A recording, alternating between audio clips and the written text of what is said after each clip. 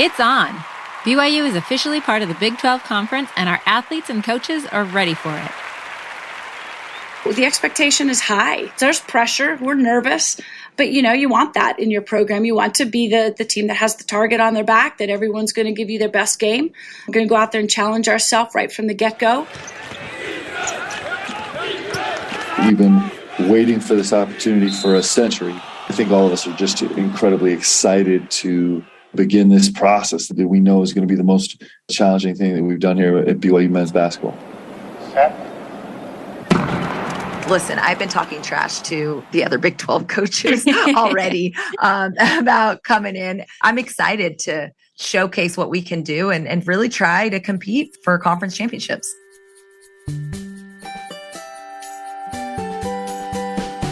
Welcome to the Y Magazine podcast, bringing you ideas, stories, and voices from Brigham Young University.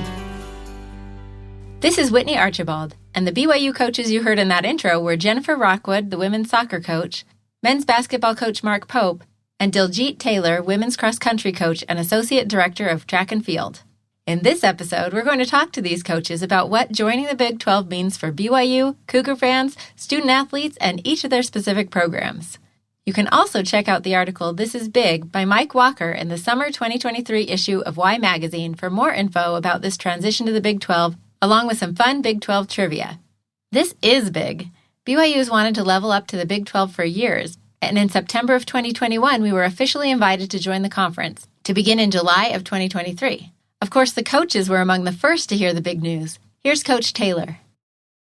Well, there were rumblings for a while that we were maybe going to come into a conference, and I was hoping the rumor was true. There was this secret head coaches meeting that Tom Homo called late at night, and we weren't exactly sure. I was pretty confident that we were entering the Big 12. I mean, I took 3 little cakes that had the Big 12 logo on them to celebrate. I was really hoping that it was going to be the Big 12 because I would have had to erase letters off of there or change the logo.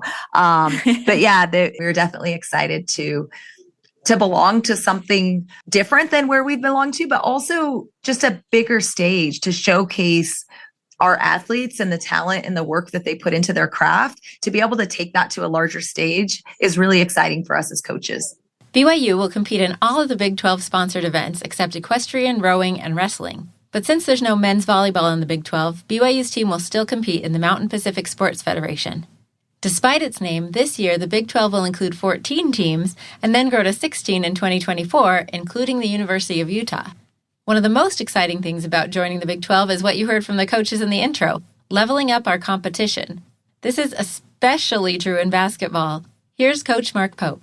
It's the best college basketball league in the country by far. There's not even a close second right now. I mean, as an athlete, this is what you live for, right? You want to go have an opportunity to play in the most competitive environments against the best teams with the highest frequency. And that's actually what's different about the Big 12. We got to go play at Gonzaga every year, and they've been the number 1 ranked team in the country for 3 of the last 4 years. And it's a great venue, actually, with a terrific fan support. So it's not like we haven't had the opportunity to go play on the road in that atmosphere. But it's a universe of difference doing that once or twice a year to doing it for 18 straight games. Wow. And to do it at so many different venues with so many top 10 and top 20 teams that approach the game so differently. So we're going to have, 11 or 13 of, the top teams in the country all approaching the game a little bit different. And so preparing for the best teams in the country in different ways, in incredible venues. It's incredibly exciting. But BYU women's soccer team will be the first team to take on a Big 12 opponent on September 14th. We'll be playing TCU on our home field. This should be a great game.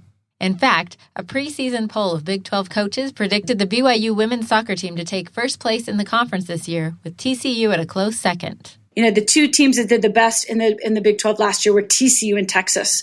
So TCU was a top 10 team last year and has been extremely successful those last several seasons. So to get the best team in the Big 12 here as our first game, that's something to really look forward to.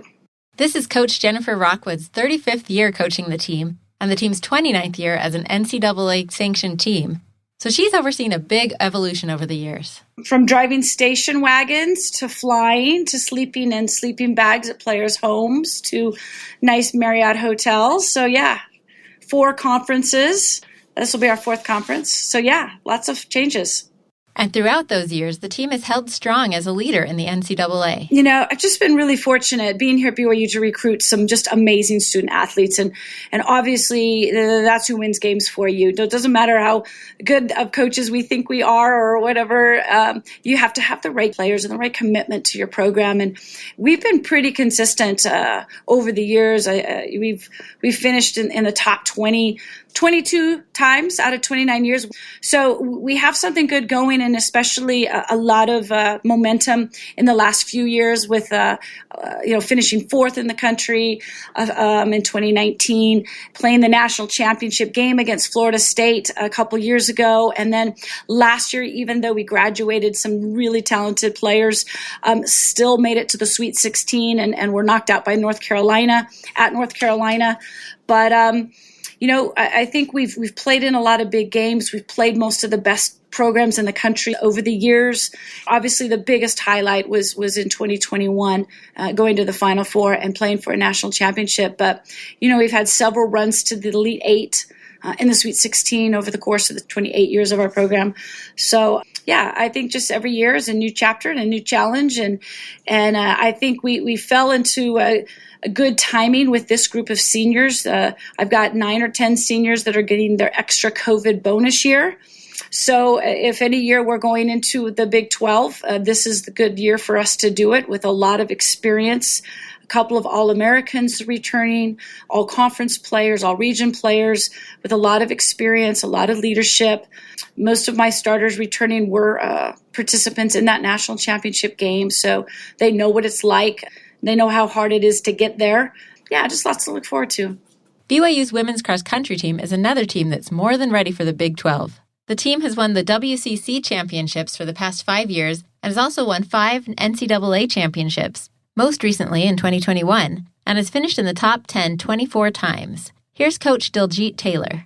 We've loved being in the WCC. We've got great partnerships and friendships with our colleagues within that conference, and we hope to make the same type of impact. I think when you're chasing some national relevance and recognition as a program, you bring value to the conference that you are a part of. And we feel like we've done that for the WCC, and we're looking forward to doing that a little bit on a bigger stage, still chasing that national relevance, but being part of a pretty competitive conference will give us better practice for the larger stage. It's going to be a bigger and better challenge for us.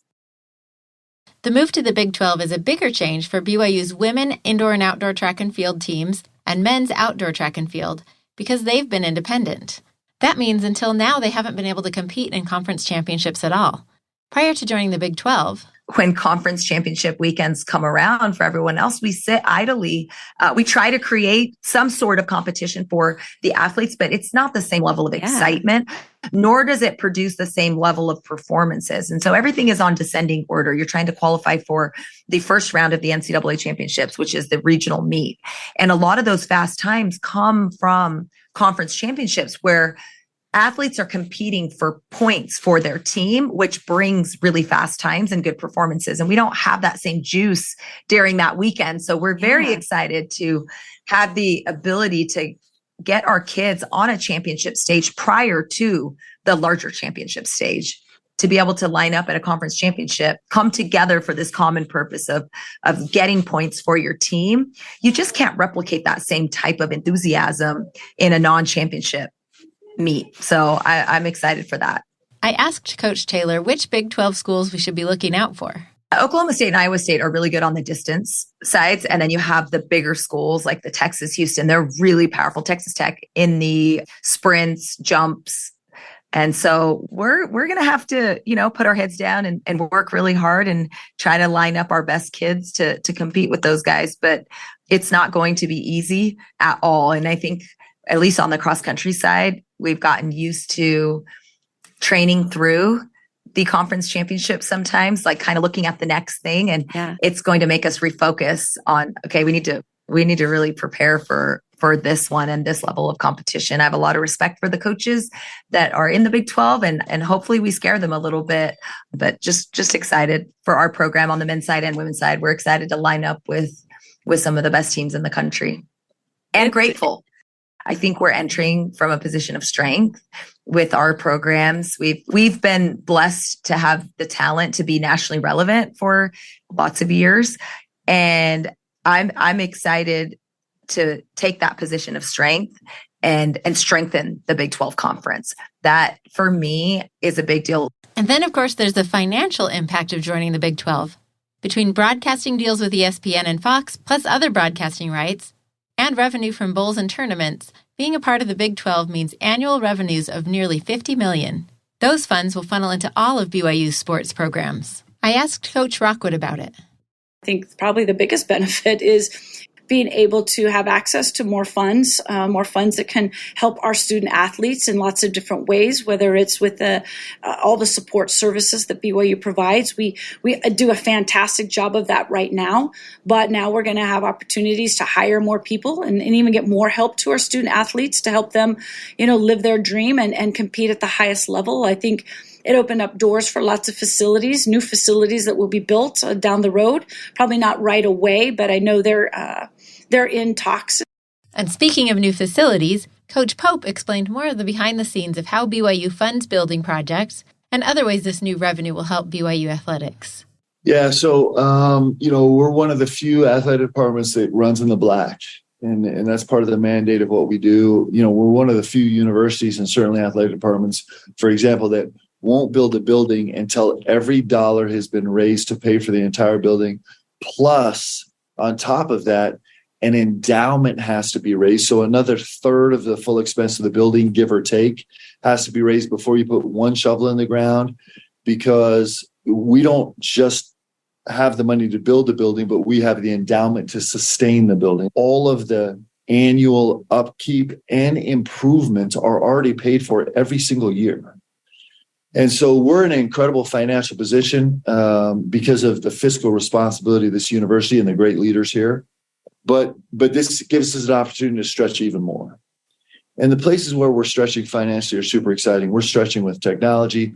We're stretching with collaboration. One of the things we're doing at BYU basketball is, for example, we're collaborating with our clinical psychology PhD program in a very aggressive way to provide our athletes with the best mental performance training and more avenues just to manage the pressures and mental health issues of just being a young person.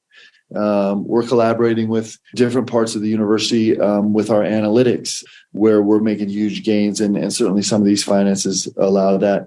There's going to be an increased burden on travel now that we're in the Big 12 because our footprint is so much bigger. And so some of these funds will go to helping us travel, and also huge outreach to our fans all across the country rather than just in California, essentially, is kind of where our league took us before. And it's really exciting to us. This brings us to another huge advantage of being part of the Big 12, fan access. In most sports, BYU spent the last several years competing as the easternmost school in the West Coast Conference, the WCC. That meant most of the competitions were in California, plus Oregon and Washington. But now, as of July 2023, we're the westernmost school in the Big 12, facing teams from Texas, Ohio, Iowa, Kansas, Oklahoma, Florida, and West Virginia. Here's Coach Taylor. Well, Cougar Nation is all over the country, and I anticipate when we go out to Wisconsin for a invitational early in the season, we have a ton of true blue fans supporting. This is going to give us more presence in the Midwest, which I think is really exciting for Cougar Nation. You won't see us predominantly on the West Coast always for championships. It's exciting for our fans to be able to come to championship meets to support in the championship portion of our season. And Coach Pope had a lot to add about BYU fans. Just the metrics of devotion, commitment, interest, and engagement. You're hard pressed to find a fan base that can compete with Cougar Nation. And there is no fan base in the country that can compete with us in terms of our reach. When Kentucky travels, they'll have Kentucky fans at every game because Kentucky fans travel from Lexington to the game, wherever it might be. When BYU travels, we have an incredible presence at every game we're at, not because our fans traveled, because our fans live there, because our fans live everywhere in this country and so many places around the world. We were on a foreign tour through Italy 4 years ago, and every single game we played at, we had a contingent of BYU fans that were living in Florence or were living in Rome or were living in Naples, and they turned out to the game. That is the unique thing about this BYU fan base is certainly we have a deep fan base here in the state of Utah, but we have devoted fans everywhere we go. And it's one of the things that makes BYU fans really special. And the other thing, frankly, is that, BYU is sponsored by the Church of Jesus Christ of Latter-day Saints. And there's a connection between every member of the church and this school. Yeah. This school in a way represents us all. And it's another part of, maybe the heart part of our fan base that makes this fan base so special is that there's a faith component of what we do that we all hold dear and true, and we share, and it unifies us in an infinitely more substantial way than it just does than just putting on our team's jersey does. That's an incredibly special part of being a BYU fan, and it's really important. All those fans will be watching BYU play in some of the best arenas in college sports. The Big 12 is the most supported league in the country in terms of fan turnout. Hilton Coliseum in Ames or Lubbock, Texas with Texas Tech or Kansas or Morgantown in West Virginia, you're walking into packed gyms with rabid fans. We haven't had the chance to go to very many gyms like that. But just about every gym we go to in the Big 12 is going to feel very similar. And so it's all so exciting. Yeah. So, you're talking about venue. How does the Marriott Center stack up? Well, we're walking in with the biggest venue, with the best fans. Competing in new, bigger venues will be a highlight for all of BYU's teams. When we're running cross-country courses in California, they're not really designated as cross-country courses. It's usually a park or a golf course that's been converted. So the exciting part for us is that there will be actual cross-country courses that were built for country championships. So we're excited about that. I think just to get into a new league with new teams, new campuses, new travel. I've been to most of those schools in my career. I've competed with a lot of those schools, but obviously very new for a lot of my players. Going to big college towns is different than traveling to the WCC and some of the smaller schools. So the WCC has been tremendous for us. It's a huge soccer conference. It's helped us kind of really gain more national exposure being in the WCC. But then we also hope that obviously going into a P5 Big 12 conference, then that's just even more exposure. It'll be more competition and just kind of new looks, new teams, new pressures. But we're really, really looking forward to it. Coach Rockwood touched on one of the less tangible advantages of the Big 12, the energy and culture in these Big 12 schools about their athletic programs. Another part of the culture that Coach Pope has enjoyed is getting together with other Big 12 coaches. These are Hall of Fame coaches. There's several coaches in this league that have won national championships. And, we just had an event. They brought a bunch of Big 12 coaches together, and we did a clinic for kids in the Bronx in New York, which was so fun. And we had a dinner with all the coaches the night before and just sat around a table for 3 hours and just swapped stories. And for me, it was so fun to get to know some of these coaches and kind of how they roll and how they think about the game and how they think about the profession. And it's an incredibly special group of coaches that I'm excited to learn from and compete with. Ultimately, all three of the coaches I talked to agreed with Coach Taylor that they're super grateful that this worked out the way that it did. All the behind the scenes work that people probably can't even put into words that went in making something like this happen. I'm really grateful for those leaders and their vision. But I do feel that BYU is going to bring a different level of athlete, a different level of fan, just a different feel to the Big 12. And I'm excited about that. We're grateful that we get to be at this incredible university, that we get to represent BYU, that we get to represent the gospel of Jesus Christ here. I think we're grateful to the coaches that came before us. We're grateful to the leadership, Tom Homo and his leadership team, and President Worthen, that have worked so hard to actually give us opportunity to be in the Big 12. And we're grateful for our fans, because we really do believe this, that there's no fan base like this. And the fact that we get to jump into this journey with The Rock and Cougar Nation is unbelievable.